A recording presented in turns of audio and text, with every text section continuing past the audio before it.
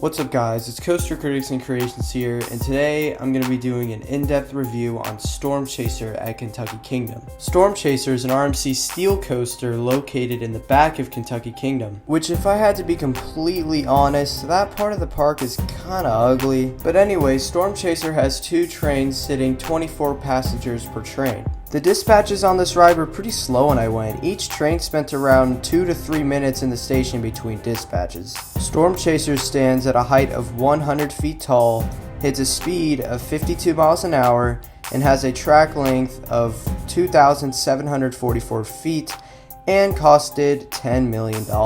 If you're expecting an immersive ride with theming, that's not what you're gonna get. Storm Chaser has little to no theming, as with Kentucky Kingdom as a whole. The only theming you're gonna get with this ride is the name and the sound of strong winds when you're dispatching. Storm Chaser begins with a right-hand turn out of the station, then it ascends its 100-foot tall lift hill. When you reach the top, you make a left-hand turn, then you go through America's first ever barrel roll down drop at the time. This drop gives good sustained hang time to the entire train, but is more prevalent up front. Now, even though I do like the barrel roll down drops on some RMCs, I still prefer a typical RMC first drop. Next, you go into this amazing ejector airtime filled Camelback. I honestly thought that the airtime was stronger in the front of the train, although the airtime is still pretty strong in the back. Next, you go into this weird overbank. Technically, this element does count as inversion because it is banked at 140 degrees. And obviously, for an element to classify as an inversion, the track has to be at least banked at 135 degrees. This element gives alright hang time, but I honestly think this element would have been better as an outer banked airtime hill. I feel like the ride would have been a little more interesting with an outer bank. But with that being said, the element that Storm Chaser has now isn't bad. Next, you go through this twisted airtime hill, giving good ejector airtime and some laterals to the entire train. Then you maneuver this low to the ground turn that's kind of forceless before popping up into another twisted airtime hill. This element gives weak ejector airtime up front, while riders in the back experience mild ejector airtime. I honestly thought this element could have been a little stronger.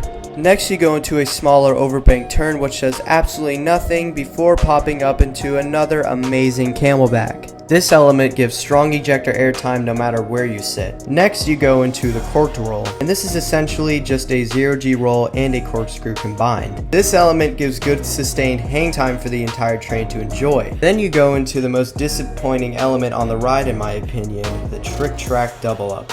Now don't get me wrong, this element gives ejector airtime to the entire train, but I was expecting the airtime to be a lot stronger than it was.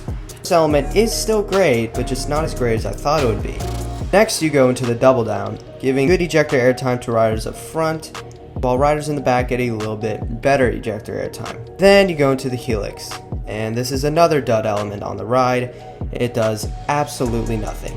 This helix is pretty pointless if I had to be honest with you. Anyways, you twist out of the helix and pop up into the final brake run, giving riders up front one last pop of airtime paired with some laterals. And riders in the back get a pinch of laterals. Alright, now what would I rate Storm Chaser? Well, I'm gonna give it an 8.5 out of 10. Now, Storm Chaser is a great ride. I just think it's a little overrated. Overall, Storm Chaser is the weakest RMC I've been on, at least in my opinion, ranking just behind Twisted Cyclone to me. Yeah, I know, it's controversial. That's just what I think about the ride. Yeah, I really hope you enjoyed the video, and I'd love to know, what do you think about Storm Chaser? Leave your thoughts down in the comments below if you'd like. But yeah, if you enjoyed the video, please like, comment, and subscribe, and I will see you in the next video.